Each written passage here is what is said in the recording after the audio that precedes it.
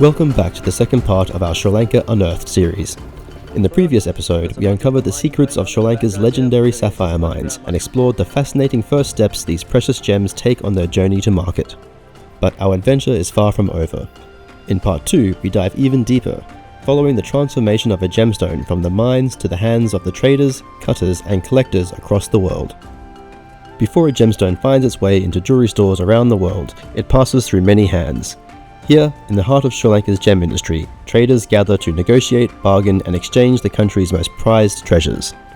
Gem dealing is an art form, one that blends knowledge, intuition, and negotiation. A stone's value is determined by many factors including color, clarity, weight, cut, treatment, and origin, but beyond numbers and metrics, every deal made here has a story. From the hands of miners and traders, gemstones make their way to skilled lapidaries. This is where a rough stone is transformed into a dazzling masterpiece. But achieving a gem's full potential requires skill, precision, and above all, an understanding of the stone's natural properties. The first step in the cutting process is known as preforming.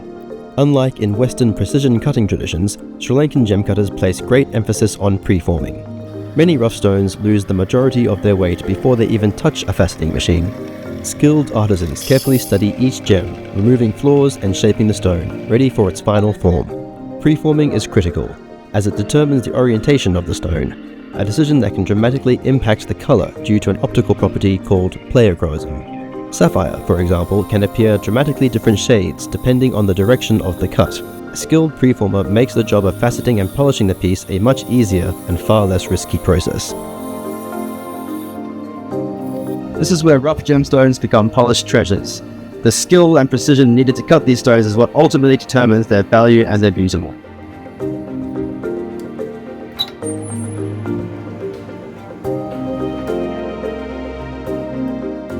The preformed gemstone is first secured onto a metal rod known as a dopstick using a shellac-based wax.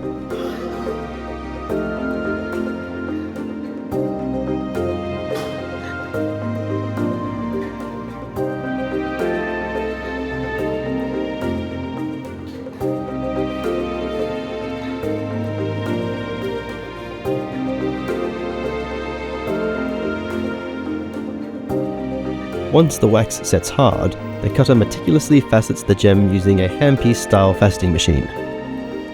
By controlling the angle and the rotation of the gemstone on the dopstick set into the handpiece, they are able to effectively control the placement of each facet.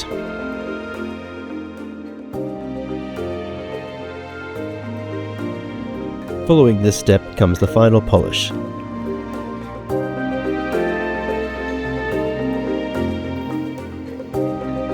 Transforming the stone into its glittering final form.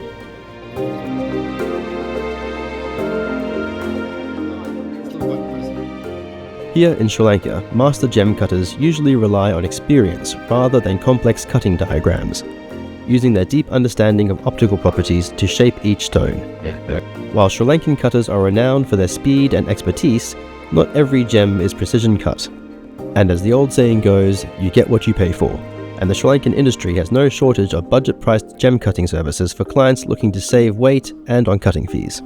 But even without mathematical perfection, many of these stones exhibit remarkable beauty, making their way into markets across the world.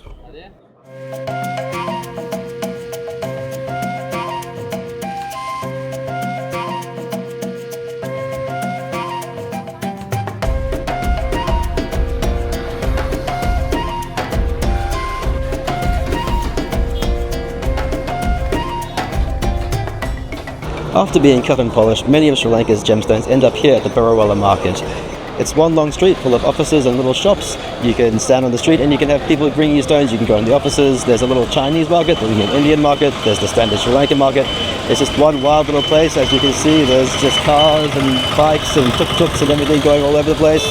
It's a very vibrant atmosphere and a lot of fun, so we're going to go and have a look. The main street is a chaotic yet thrilling experience, packed with buyers and sellers in constant negotiation. If you prefer a quieter setting, private offices offer a more controlled environment, though even behind closed doors, expect a constant flow of dealers presenting their gemstone wares. Now we are in a gemstone office. in the Beruwala gem market. The benefit of being in one of these offices, firstly, you can enjoy a better environment, like you have AC, it's crazy hot outside. Secondly, you can just sit here and take rest waiting for brokers to send you gemstones. They will bring you random stones if you don't inform them the stones you are looking for. My experience here is quite crazy because when I just sit down, there are more than 10 brokers showing you gemstone at one time. So I got dizzy of which stone I should see first. And that's a pity. And today I didn't get anything. There are even certain areas and buildings that have become known for catering to specific incoming nationalities. Here we see the Chinese market. In this building, you will only find Chinese buyers. This system creates a more comfortable space for the buyers, and the sellers have a better idea of who their customers will be in this space. The GEMS Sri Lanka Trade Fair is more than a marketplace. It is a celebration of the country's gem heritage.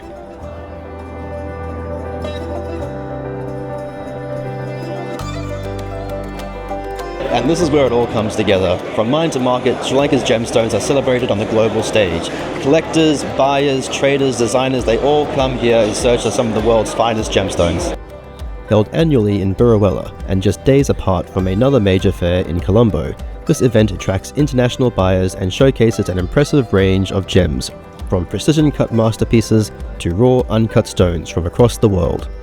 Internationally sourced gems such as green garnets and red spinels also feature heavily in the market, as well as local gems. You can observe strong family elements in the trade, with many businesses passed down through generations. Young apprentices work alongside seasoned dealers, ensuring that knowledge and expertise are preserved. Encouraging youth participation is crucial for the sustainability of Sri Lanka's gem sector, and it is fantastic to see such enthusiastic participation. But not all gemstones follow a straightforward path. Responsible sourcing is one of the biggest challenges in the industry. In Sri Lanka, mining is largely small-scale and community-driven, which has its advantages, but also has a number of risks. Miners and artisans work hard, but without fair market access, they often don't get the price they deserve. That is why a transparent supply chain is so important, so that the people at the source can benefit more. Sri Lanka has some of the world's strictest environmental regulations for mining, preventing large-scale exploitation, but ensuring responsible trade is an ongoing battle. Sri Lanka's gem industry is a delicate balance between tradition and modern innovation, between preserving artisanal mining and embracing technological advancements. But at its heart, it remains a trade driven by people. The miners, the traders, the cutters, and the treaters who keep this centuries-old tradition alive. From the depths of the earth to the hands of consumers, every gemstone carries a story of labor, skill, and passion. As long as there is a demand for beauty, the search for the perfect gem will never end.